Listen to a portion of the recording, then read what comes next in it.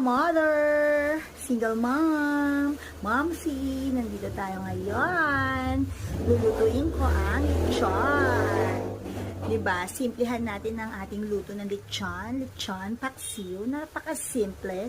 Dahil biglaan ang pagluluto nito, kaya wala tayong gaanong recados. Kung hindi ito, ayan, kumukulog, my God. Diyos ko. Ano na nangyayari sa mundong ito? Kailangan ng lechon para tayo ay makapagluto ng lechon paksiw. Ayan ang lechon. Lagyan natin ng bawang at sibuyas, the garlic and the onion, the pepper and the salt, and also the mang tumas at ang vinegar. Ganyan lang natin simplihan ang luto ng lechon paksiw. Ayan, papainitin muna natin syempre yung fan natin dyan, yung ating fry pan dito.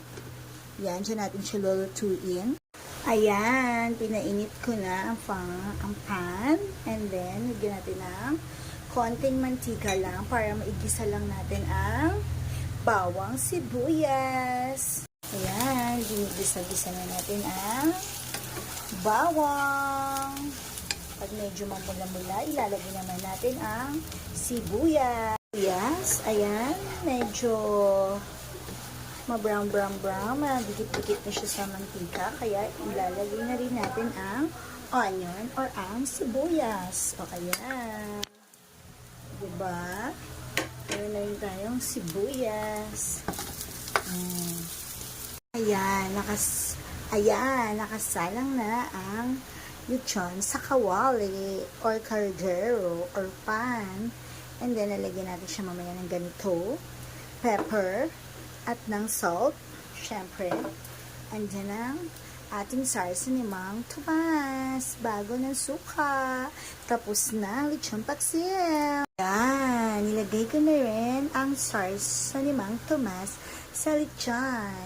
Diba? Kasi wala namang sauce ng binigar. Kaya gumamit tayo ng sarsa ni Mang Tomas. Ayan, lalagyan na rin natin siya ng vinegar. Diba? Para maging mas masarap, malasa.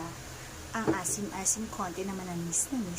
Ang lechon paksiw, yan. Hihintayin na lang natin siyang mag-boil hanggang lumambot, and then lalasahan natin siya later.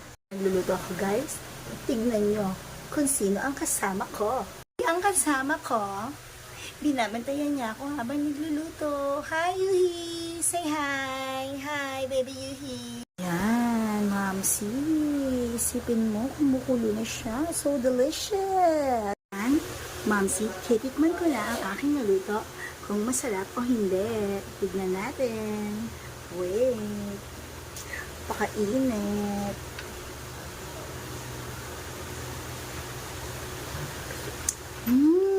Sarap. Delicious. Siyempre, hindi ko naman sasabihin hindi masarap to kasi luto ko to. Kaya kahit hindi masarap, sasabihin ko sa inyo masarap. Unless, kung titikman nyo ang luto ko. Bye-bye!